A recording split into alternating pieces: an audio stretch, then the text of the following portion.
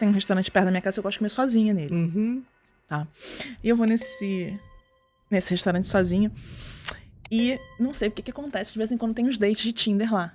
Eu acho date de Tinder, eu não sei porquê. Eu acho tá. muito curioso. E eu tenho eu gosto de ficar observando. Gente, as pessoas estão o tempo inteiro no celular. Elas fotografam um prato, mas não Entendi. falam com a pessoa na frente. Outro dia eu tava assistindo e falei, gente, o casal tá sentado e absolutamente ninguém falou um com o outro. Eu falei, agora estão indo embora. E, gente, aquilo me deixou muito curiosa. Eu escuto muito isso no consultório, né? A queixa da mulher é que o marido tá assistindo excesso de pornografia. Eu acho que E também tá fora de controle totalmente. A pornografia não é só o joguinho esses jogos. Não vou falar um específico. Os jogos aí online, vamos dizer assim. E a pornografia tá totalmente fora de controle. E se a gente para numa mesa e fala honestamente sobre isso, muita gente, tá? Isso eu falo fora de consultório, chega e fala assim, então, meu marido, e aí a pessoa começa com uma série de queixas. E por outro lado, você vê, né, que eu não tô sendo sexista, eu tô só dando uma diferença que aparece pra mim entre os sexos. E os homens reclamando que a mulher vai pra cama com o celular. O que não justifica também ele ir pra pornografia. Não justifica, porque não. Fica e às vezes são coisas um reclamando do outro. Exatamente. Porque é um absurdo. E assim, né? e aí a gente vai vendo, né? E quando o próprio cara já é uma coisa que já não dá nem mais prazer. Ele fala assim, acaba, né? Aquele vício, né? Altera os receptores de dopamina. E é como se o cérebro interpretasse aquilo como dor. Então ele vai passar para a próxima. E ele vai passar para a próxima. E assim, me assusta muito hoje. Como assim dor? Me explica, peraí. Vamos devagar para o pessoal poder entender, Bel. Vamos lá. O que acontece? Quando a gente se expõe excessivamente à crise do fentanil nos Estados Unidos, né? Os receptores vão ficando menos sensíveis. Eles vão ficando menos sensíveis e dando downgrade. Existe um nível desse no cérebro em que é praticamente interpretado como dor. Então a pessoa começa a pornografia, ela tem aquela ejaculação, tá? Às vezes isso acontece, inclusive, com mulheres reais, que o cara fala, eu ejaculei, eu queria ir embora. Eu senti um nervoso, eu senti uma agonia e eu fui embora. Isso é descrito. Mas quando a pessoa vai numa repetição... Quando a pessoa tá viciada, entendi. né? Eu tô viciada ponto que não dá mais prazer. Exatamente. Dá uma agonia. Tanto na pornografia quanto na caça excessiva, tudo, né? O cara, ele tem homens que estão buscando uma, duas, às vezes 3 parceiras sexuais por dia, como se fosse um vício, esse excesso de caça. E nada satisfaz. Porque assim que ele ejacula, ele vai embora. Né? A gente vê muito isso na descrição das pacientes que estão no Tinder. Não sei se desculpa, mas enfim, nos aplicativos. Dos aplicativos de encontro. Nos aplicativos de encontro, desculpa. Nos mais diversos aplicativos Exatamente. de encontro. E tá tudo bem até que ele vai embora. Isso, o cérebro interpreta esse downgrade praticamente como dor. E aí, por isso a gente teve a crise do fentanil. A gente tá dando opioide para todo mundo. A gente tava dando opioide para todo mundo. A gente estava sendo estimulado pelas farmacêuticas a dar opioide para todo mundo. E a gente começou a viciar as pessoas. Quando a gente tirou os opioides, por algum motivo, as pessoas disseram que não, eu tô com dor. Vamos voltar para o opioide. E era uma dor que nunca passava, porque o cérebro interpreta isso como dor. Eu vou falar assim, dor, né? Como... É quase engraçado, porque eu sempre vi esse excesso de tudo, né? Seja qualquer compulsão, seja de sexo, de comida, de compra.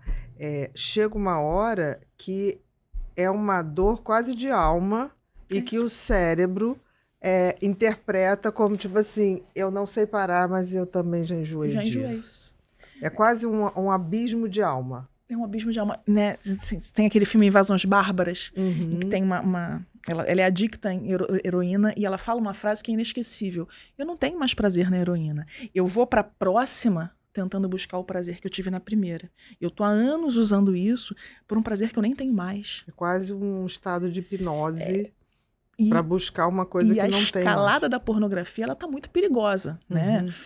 Tem uns documentários... Porque é difícil fazer estudo com isso, porque as pessoas têm muita vergonha. Não falam, né? As pessoas não falam, mas você tem uma escalada para violência que não está em comum. Estão subavaliadas, porque se dá, sei lá, não sei qual é a estatística, eu estou chutando aqui. Vamos supor que tenha 3% da população está viciada em pornografia. Acho que deve ser muito mais. Se for isso, oficial, você bote 3 vezes mais, porque as pessoas não falam. Exatamente. As pessoas têm muita vergonha Exatamente. disso. Constrangimento mesmo. E muitas delas, essas pornografias escalando, essas coisas muito violentas, porque uma hora o básico não vai satisfazer mais. Aí você tem essa... E as pessoas estão passando a noite inteira na pornografia. No desprazer já, né? Porque a própria pessoa É fala um assim, eu não desprazer. quero mais uma ejaculação, mas eu tô indo. Exatamente Exatamente. o que você falou.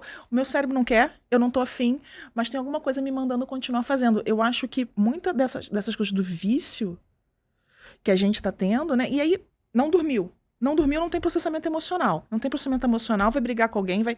Né? O oposto de vício é vínculo. Mas o vício acaba com vínculo e a ausência de vínculo leva ao vício. Então, na verdade... Que é o vazio da alma, né? Que é o vazio da alma. Que eu falo que esses adolescentes têm. Cadê a melhor amiga prima pra você ligar e contar que o cara te olhou quando você tem 14 Ou anos? que fez um péssimo sexo. E a amiga fala assim, amiga, pelo menos agora você já sabe como você não quer. E aí, adolescente ainda detalha pra amiga. Ele me olhou. Isso. E aí, não, mas agora ele ligou, ele não ligou. E aí, olha, gente, ele não ligou, ele ligou. A gente perdeu isso, que era uma coisa da nossa geração. A gente Que é a perdeu. modulação emocional feita a partir da conexão social, né? Não tem como eles não se viciarem se eles não têm vínculo. Sim.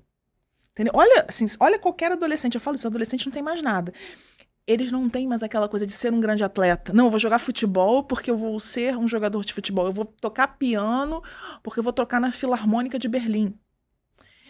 A gente perdeu essa gana. Essa gana foi toda voltada... Para o conhecimento, né? Para a construção de algo, né? Aquela gana que foi evolutivamente feita pra gente, dopaminérgica, pra gente construir mais, pra gente escrever mais, pra gente fazer mais, ela foi toda voltada pro vício. Uhum. Aqui. O vício é um sumidouro de dopamina. É um Não sumidouro. sobra para o resto. Não sobra pro resto. Então, as pessoas estão perdendo os vínculos. E eu acho que essa perda de vínculo, ela é muito assustadora. Né? Porque a gente, na década de 80, a gente ouvia falar muito sobre cocaína. Não estou defendendo cocaína. Não estou falando da droga da época. Eu estou falando da droga da época. Outro dia eu estava brincando com um amigo. Falei, saudade do tempo que as drogas eram cocaína e álcool. Exatamente. Hoje é um leque. É um leque. E aí a gente pensa na cocaína, né? Mas a cocaína, ela tinha uma barreira moral, que você não ia usar cocaína em público. Uhum. E ela tinha uma barreira financeira. E ela tinha uma barreira... Caro. Era caro. E você tinha que subir o morro, ou se relacionar, ou pedir pra alguém descer. Alguma coisa era feita. Tá, agora o vício tá na frente de todo mundo. Na mão. Na mão. Ele é socialmente aceito, porque é socialmente aceito que a pessoa pegue o celular. Não deveria ser tanto.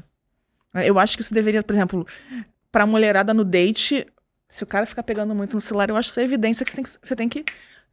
Vou pedir a conta, tô indo embora. Uhum. Não. Mas ele é socialmente aceito. É socialmente aceito que a gente vai... Eu fui num parque aquático de Gramado, que eu adorei, e eu lembro disso até hoje. Uma menina de 1 ano e meio sentada olhando o celular. Eu falei, não só vai molhar esse celular, como não tem motivo nenhum pra essa criança estar no celular. Até porque estava num parque aquático, eu devia estar brincando.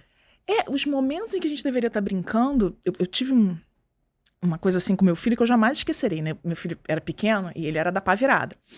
Então eu falava, a gente pode deixar entrar os mais velhos com ele, que o máximo que ele vai fazer é entrar em cambalhota no pula-pula, porque ele se virava muito bem. E aí uma mãe falou assim, eu tinha pagado o pula-pula o dia inteiro. Foi na época da pós-Covid, eu tava super cansada, eu falei, nem é certo botar pula-pula, mas vamos deixar ele gastar energia. E meu filho tava lá empolgadíssimo no pula-pula, eu nunca vou me esquecer disso. E a mãe falou pra mim, não, eu tenho medo do meu filho machucar o seu. Eu falei, fica tranquila. Era um pouquinho mais velho, e ela falou, mas e se bater o metal na cabeça dele? Eu, como assim bater o metal na cabeça? Por que bateria metal?